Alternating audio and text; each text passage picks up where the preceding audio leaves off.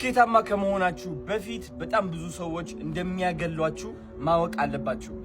እኔ አሁን መጀመሪያ ይህ አሁን ያለሁበት ህይወት ከማምጣቴ በፊት በጣም ብዙ የሚጠራጠሩኝ ሰዎች ነበሩ። በጣም ብዙ የሚተርቡኝ ሰዎች ነበሩ። በጣም ብዙ ሰዎች ሰነፍ ይሉኝ ነበረ።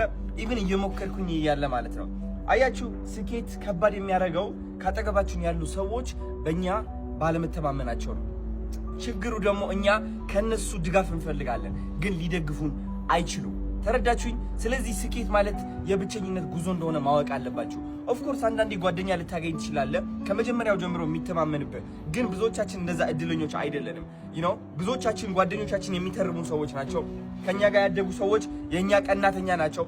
ኢቭን ከቤተሰብ ጀምሮ እኛን ለማዳን ብለው ከፍርሃት ተነስተው ይመክሩናል።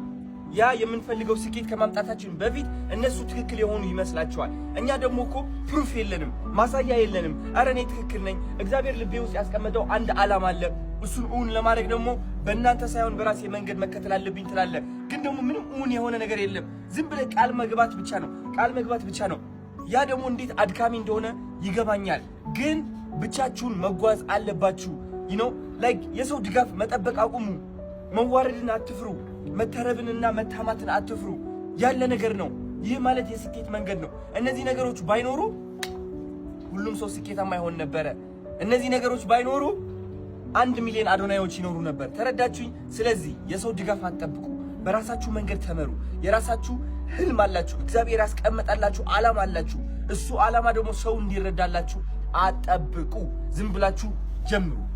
ስቴፕ ከዛ ህይወታችሁ ሲቀየር አጨብጫቢ ከቀኝና ከግራ ይመጣል። ታያላችሁ እንደዚህ ያሉ